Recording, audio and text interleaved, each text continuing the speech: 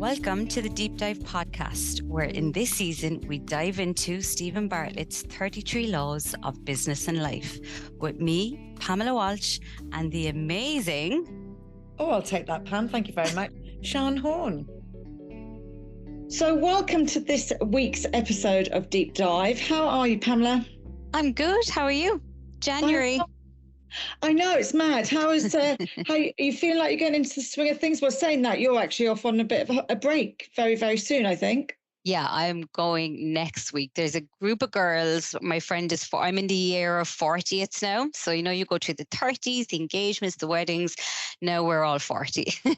I'm next year. But so we're going on a 40th to Lanzarote and I can't wait. So I feel like my January hasn't really started because I'm just waiting to go away, Yeah. Oh no, it's amazing. I'm in the year of the 50s and I'm the oldest of my group. So they're all 50 this year. I'm a couple of years ahead of them, but I'm being 50 this year again. And yeah, we're doing a bit of a trip in the summer as well. It's nice to do it all together though, isn't it?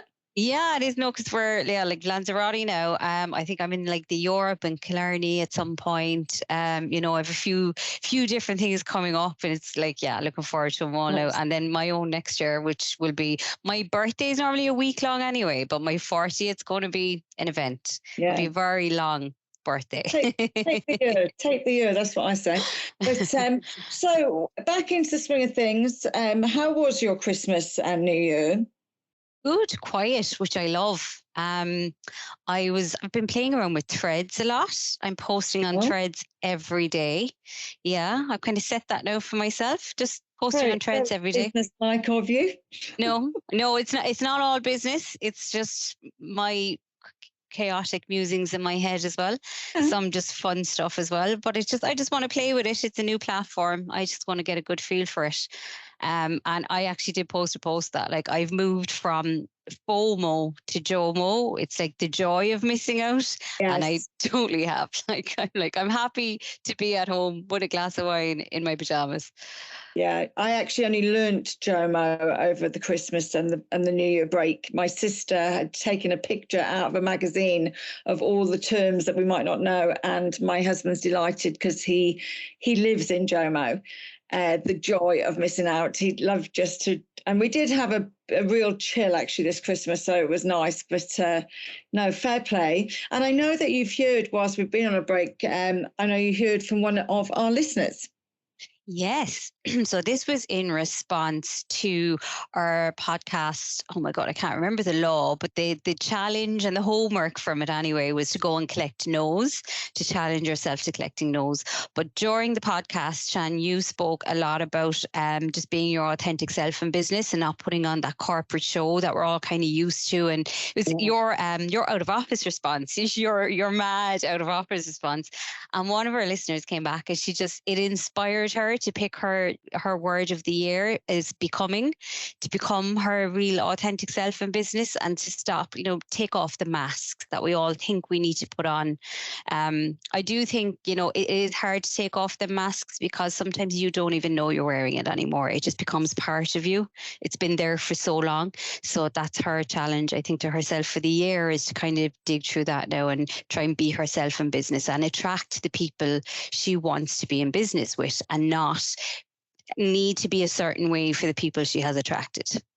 No, I can't agree more, obviously, but that's given me a little kick actually, because this afternoon I've put aside time to do my vision board for the year. Yeah. And because I'm such a visual person, it needs to be in front of me. Last year's I kind of had a really good look at it, and I went completely off track with the excitement, I suppose, of learning new things, etc. Apart from I was kind of pushing myself to learn things that I think people expected of me, rather than things that I wanted to learn. So this year is going to be a little bit different again, and I'm excited for it. But that's brilliant. I'm delighted that becoming is her word. And I think next week, maybe me and you should come up with our word for the year. Yeah. No, I have a word, all right, that I've been kind of sitting on for a while, but I'm kind of cementing it now more just in different ways. Yeah. Actually, I suppose mine would be being, because if hers is becoming, I think at 52, I've become what I need to be. I just don't need to let people pull me in different directions. So being probably would be my word, and sticking to it, which actually we'll be talking about a little bit today with in that rule number 7 a little bit when we talk about our self story. But the first one that we're going to talk about today is rule number 6: don't tell, ask. And I'm not even going to say I love this one, because obviously I love them all, but yeah. Will I read the summary? Give us the summary on this one. So it's ask, don't tell, the question behaviors effect. If you want to create positive behavior, don't make statements. Ask binary yes or no questions. People are more likely to say yes if it will bring them closer to who they want to be.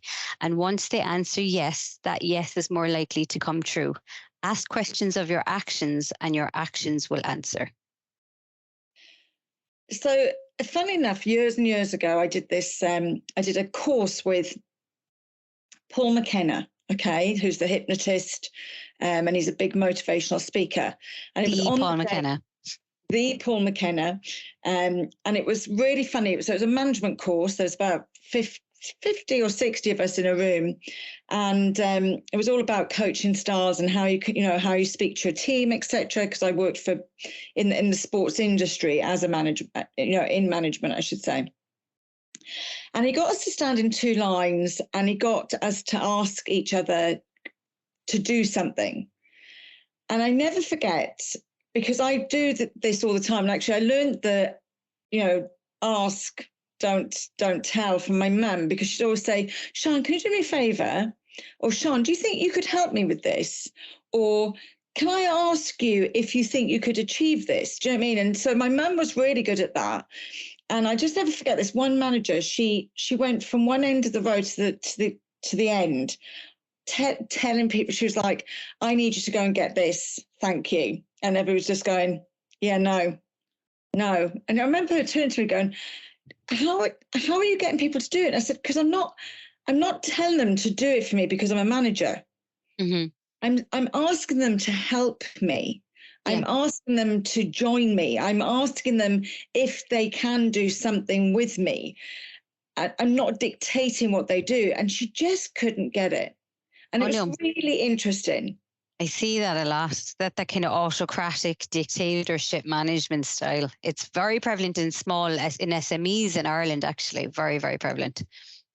Yeah. And now listen, we all had a bad boss. I mean, I've been managing people since I was 17. I always tell the story, when I got sacked from my first management job, I was crap. I mean, I was so bad, but I'd had a really bad manager.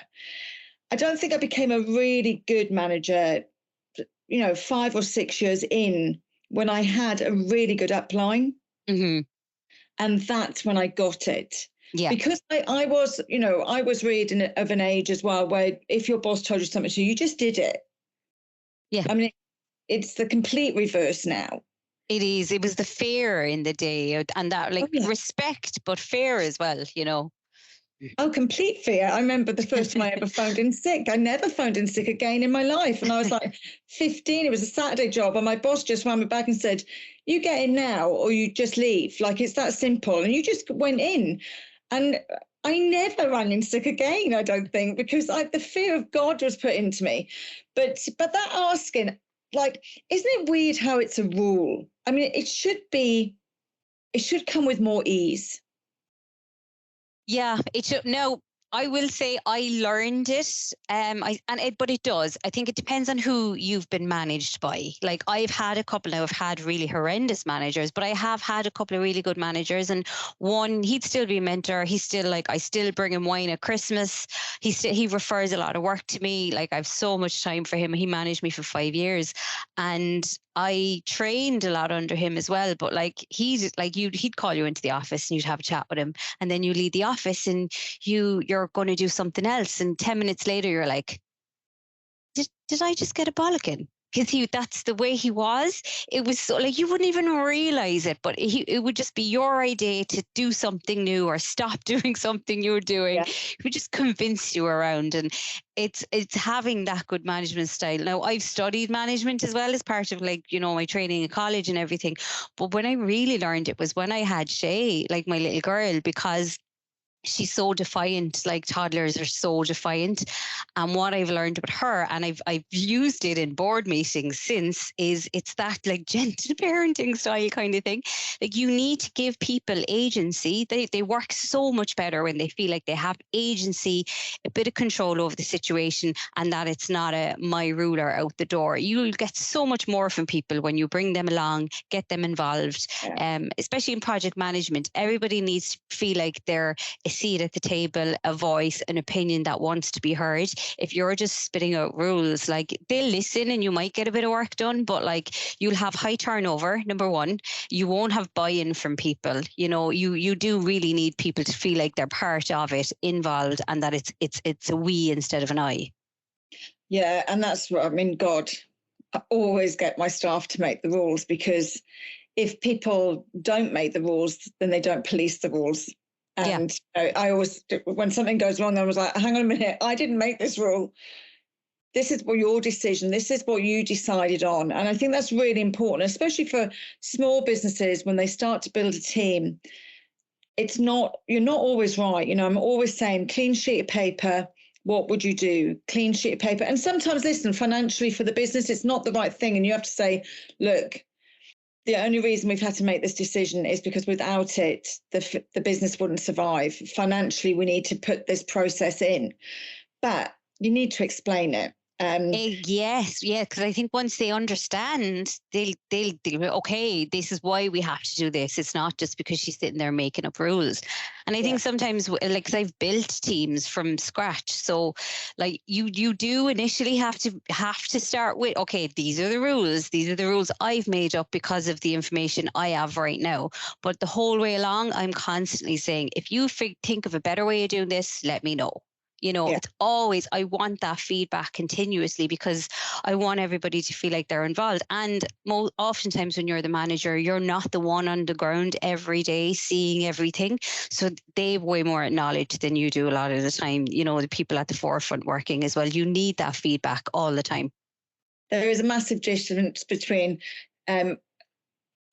like, can you do me a favor? Will you empty the dishwasher for me? And go and empty the dishwasher. Like, see you later. Bye. Do you know what I mean? Oh, totally. Or if my husband's like, if he was going out to empty the dishwasher of his own accord, and then I asked him to empty the dishwasher, like it literally happened the other day. He was like, I don't even want to do it now. Because he was doing it himself, and then when I said to do it, it was like he lost the agency about the whole thing. He didn't have control or choice anymore. So those all important. You know, do you think you could help me? Do you think this would be possible? Can I ask for your help? I always ask, can you do me a favor? I'm always asking. Everybody knows when I ask for a favor, they're like, oh God, what does that mean? But it makes a massive difference. But he talks about as well, just about like, there's two parts of that. There is the behavior side of it, as well as asking questions of yourself. So that's like the external, getting people to come along and buy in with you. But I suppose if you're like on your own in business as well, it's how to work that rule for yourself. So it's asking of your own behavior. And I know accountability groups are really good for this, because we all, especially now it's January, we're all like, oh, I'm going to do this, I'm going to do that. Come March, are we still going to be doing the thing we said we were doing? And I think it's easy for us to make a big announcement and declare what we're going to do and lie to ourselves in that. So having that like accountability, or like a networking group, somebody that you meet up with regularly, that like holds you to your, oh, did you do that thing that you said you were going to do, or are you still doing that? Because that's that cognitive dissonance. When you say you want to be one thing, but you're behaving in a different manner, it gives us just this ick feeling about ourselves. So kind of like, because I know with coaching, we go to the empowering and working towards something, running towards something. But I like use what you have. And if it's shame will get you to do it faster, use your shame. Like run from something or run towards something. I know a lot of the time I'll be running from shame. My accountability groups, I'm like, oh my God, I have to get this done or they'll know I didn't do it. So I have to do it. You know, use what you have, because motivation won't work. But within that, I think you have to be honest with yourself and ask questions of yourself in that way. Will I do it without context? The amount of time I spend with clients, because actually, like in coaching, we talk present. So if you're setting a goal, a goal is a word to me. You know, action is all it's all about. And for me, you know, actually leading into the next one, actually, because that self story has a lot to do with this. Yeah. You know, when we first met to talk about doing this pod, I'm like, only if we take one book, we do it from the beginning to the end, we don't give up, we're consistent, we do it. When I do anything like that, it's like we have to give it time. So that's part of my self story, but so important in that fact. But that brings us on to that 7th rule: never compromise on your self story. Give us a synopsis. So the 7th rule: never compromise your self story. Mental toughness is required for enduring success, and it's principally derived from having a positive self story. To build your self story, you need evidence, and that evidence is derived from the choices you make in the face of adversity. Be wary of counter evidence and the insidious long-term impact it can have on your self-belief and behavior. If an 8-year-old tells you you can't swim, tell him to fuck off. The most convincing sign that someone will achieve new results in the future is new behavior in the present. So let's simplify this a little bit. So like our self stories, how we want to present, what evidence we have for that, what actions we take, our thoughts and feelings. The counter evidence, this is the hard bit for me, because we live with the facts that we're given when we're younger. I know we've spoken before about, you know, those words that we use with people that are younger. It's really important that we're really careful with those words, because they stay with us forever. They do. You have to have the awareness of its negativity and its impact on your life before you can actually change it and move it. But awareness is the first step of all of that, I think. Yeah. So my self story is definitely, like, it's getting there, but it's definitely for years been counteracted by the evidence that was shown to me as a child. So if someone told me that I couldn't do something, especially when it's teachers or your parents, or, you know what I mean, you take that because you see that as fact. Mm-hmm. But then you've got to untwist it and make your own story. And that's back to, like, you know, what do you want to be and how do you want people to perceive you? Because it's so, so important. So I suppose for me, like, what creates that mental toughness is actually taking the counter and going, that actually isn't fact. Yeah. I've proved now with these actions that it's not factual. And so that changes my self story. Or that, like, I still did X despite of Y, you know, instead of like that victim, poor me, you know, I'm still here. I still did it, even though it was really, really hard. Yeah, I'm trying to, I suppose we do it all the time, you know, like, I was thinking about last year the other day, and I was like, what did I learn last year? And then I was like, do you know what? I became a breathwork instructor. I became a DJ. I did MTU, digital marketing. Do you know what I mean? And it's like, those are all part of my self story now.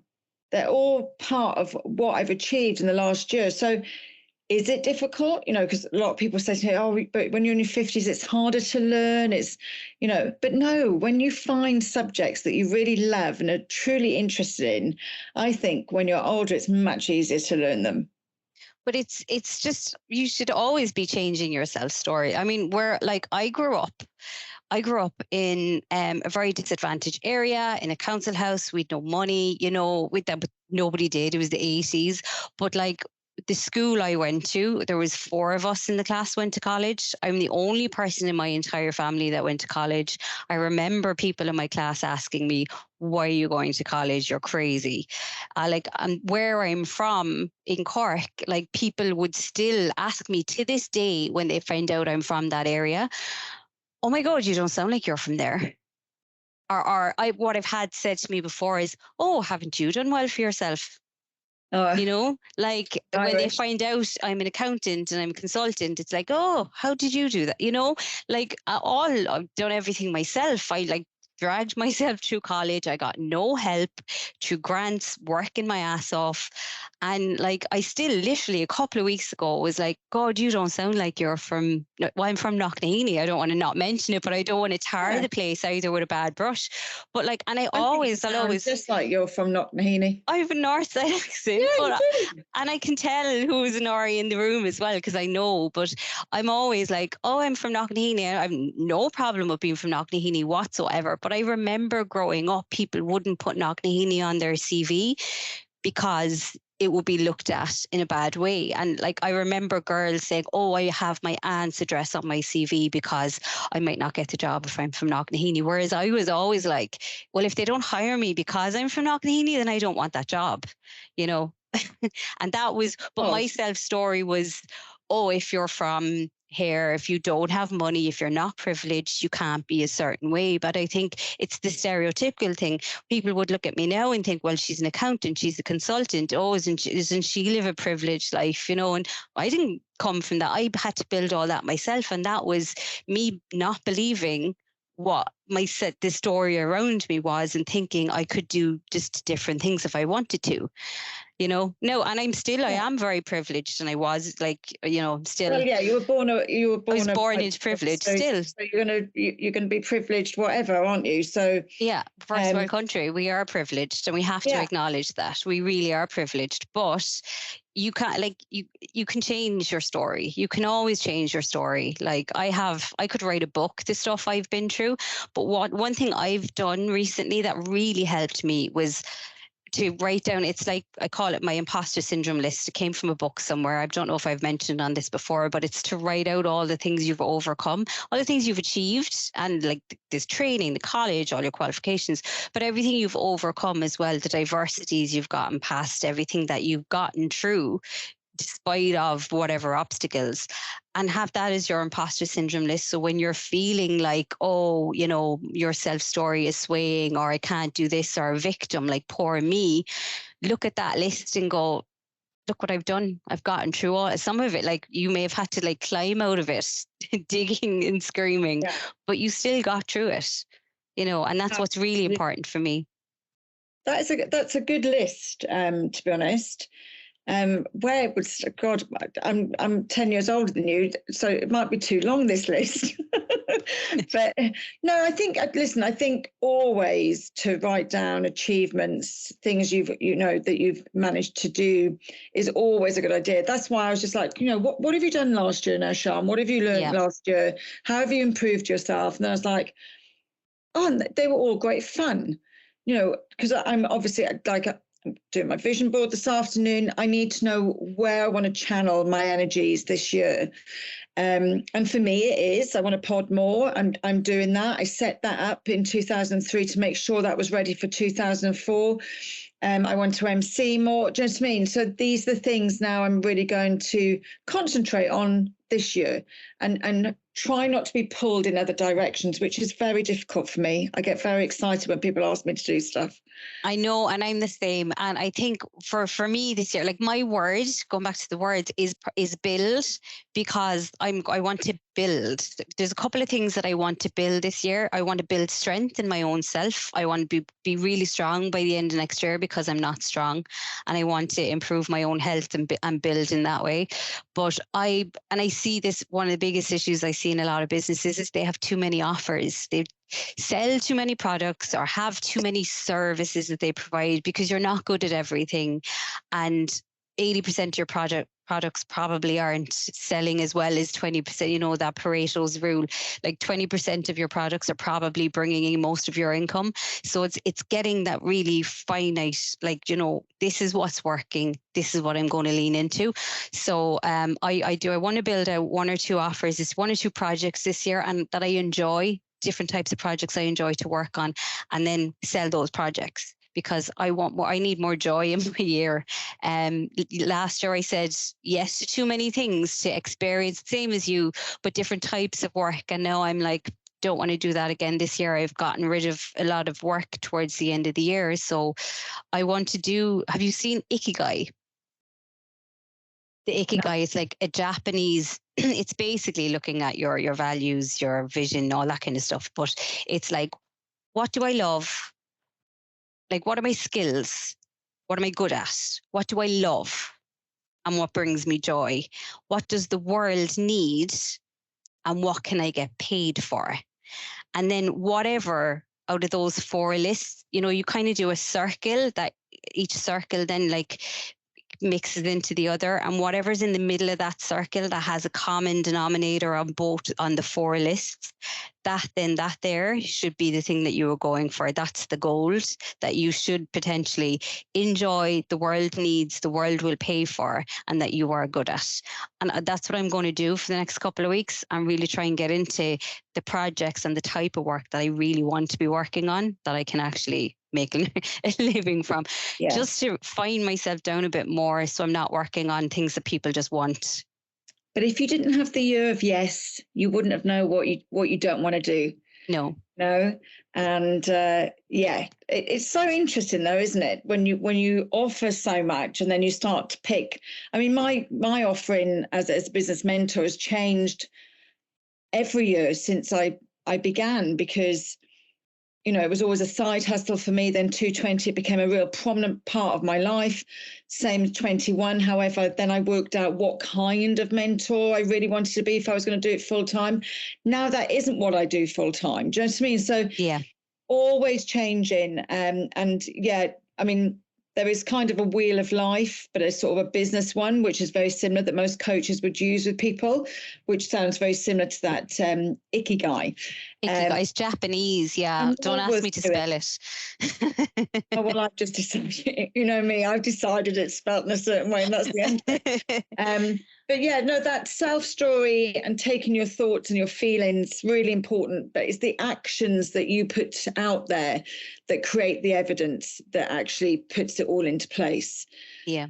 And it's and creating that just mental toughness and resilience, like, you know, and it just, like, I've had a lot of adversity in my life, and it's just different things I've had to go through, but they've built me to who I am. You know, I heard a saying, I have no idea where this came from, it's not mine, that, you know, when you crack open, that's where the light comes in. And that's definitely what I've done with, like, really shitty things that have happened to me in life. But I look then at my poor daughter and I'm like, I try to mind her so much, and I'm like, how will I get her to experience adversity to make her resilient while putting her in a bubble at the exact same time?